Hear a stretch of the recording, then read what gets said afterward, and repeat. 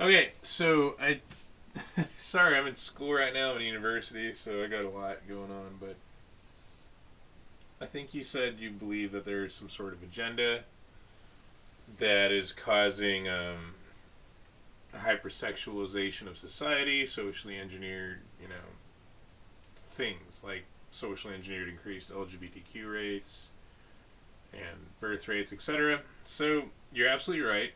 Everything now is a downstream consequence of the 1960s drug and sex revolution, but the drug and sex revolution was applied eugenics, and it's not the first time that it's happened.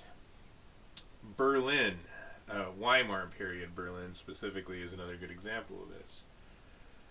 The thinking is that drugs and sex, drugs and porn specifically, and prostitution, etc., weed the genetically inferior out of the gene pool through differential fertility rates as well as differential mortality rates. And so marijuana, pornography, etc., increase homosexuality as well because a certain percentage of the population can be environmentally induced into being homosexual, like men who are heterosexual but have homosexual sex because they're more genetically predisposed to being psychologically malleable, therefore more easy to manipulate psychologically. I'll get into the history of it. So this book is called Psychopathia Sexualis. This is the 1965 Library of Congress edition. The one you can find on Amazon is maybe 1/3, if that, the thickness of this book, but with this has smaller font. So they've edited out a lot, and that one was in the 90s. This was written by Dr. Von Kraft-Ebing, who was a forensic psychiatrist who investigated sex crimes for 14 years. He was an understudy of Freud. He believed that any sex outside of procreation was deviant. He associated homosexuality with pedophilia, voyeurism, transvestitism, fetishes, sex murderers, and rapists. And he had 14 years of experience, so his opinion was very grounded in experience as well as a high education. He was an understudy of Freud, and the original copy of this book was written in two languages because he had to learn Latin to become a doctor in the late 1800s. So the more difficult stuff to read for those with a weak stomach, they couldn't access the material because they weren't educated. It prevented the Facebook mob from chimping out, essentially. Because intelligent information can piss off stupid people that are too stupid to accurately understand the information. Anyway, so the common pathology that all his job was to also assess criminals who were using a mental illness defense to escape legal consequences for their sex crimes to determine if their mental illness was genuine or not. The common pathology all those aforementioned groups had, the pedophiles, the rapists, the sex murderers, the homosexuals, the transvestites, etc., early childhood masturbation or early childhood sexual experience. He called it the corruption of the natural instinct. Right? Homosexuals don't reproduce, they recruit by molesting children. And then I got this other book, Jewish Eugenics by John Glad. Very good books, highly recommend them. That's about eugenics both supported by Jews and opposed by Jews. And there's a lot of interesting stuff in there, but they're the ones who discuss how things like drugs and porn were population reduction implementation strategies, right? And on top of that, on top of this socially engineered moral decline that since the 1960s has led to an increase in the divorce rate, single parent households, STDs, drug overdose deaths, homelessness, crimes, incarceration, and so forth and so on. Sorry, it just gets a little overwhelming. So, like, what's he's talking about there? If you look at Disney, media, Google, Microsoft, Facebook, all these companies that have more dominance over the childhood psychological development of the masses than their own parents do, right? Children are witnessing sexual content in Hollywood media, etc., and this is activating their sexual instinct at very young ages.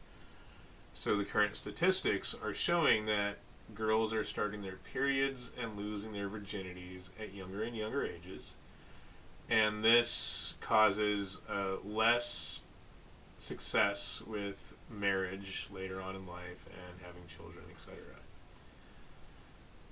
Because it's difficult to have children when you're single. It's much more efficient to do it within a marriage and have a two-parent, structure.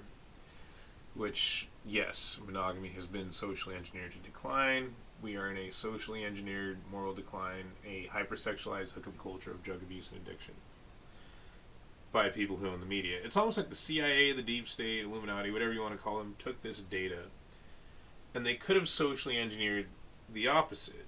Lower rates of homosexuality, lower rates of perversion, lower rates of hookup culture, higher rates of monogamy, etc.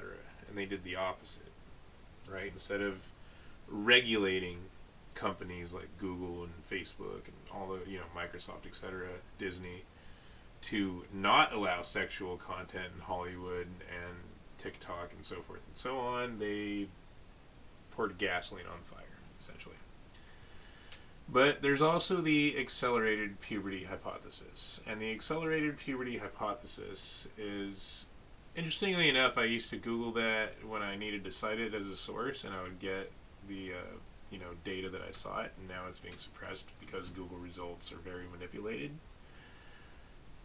Social engineering through advertising, social media, etc., search engines, search engine results. But the essence is that since the 1970s, 1980s, it's been documented that girls have been starting their period 1 year younger per generation. And there was this huge analysis for the causes because that accelerated between 1996 and the early 2000s, like 2004 or something like that. The average age of the menses, right, the first period of girls in the 1950s was 16 to 17, believe it or not.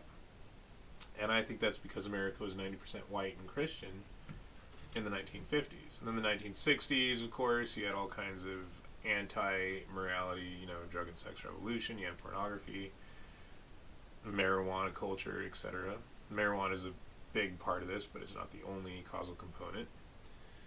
But it is the core of that culture. If you Google marijuana and porn, you'll see the industries are like Miracle-Gro for each other. And over 10% of the American economy right now. So good luck stopping that. Seriously.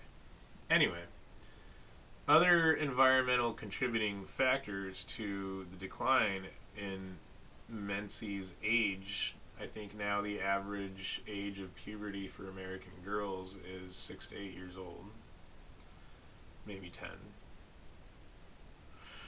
There's estrogen mimickers in pollution and plastics and things like that, but definitely the sexual content in media. This is epigenetics, right? So the environment can activate certain gene expressions and things like that and alter your genetic code. So corporations are literally controlling human evolution with corporate products. You alter the environment, you alter the genetic expression. Yeah, I know I'm full of corporate products, by the way. I can't fight it. None of us can fight globalism, but I'm willing to, fight them. Kill your local drug dealer, kill your local pornographer, etc. Anyway, so, that, it's very deliberate and it's very specific. And, it's not organic, it's not naturally occurring, and it's not by accident. Thank you for your time.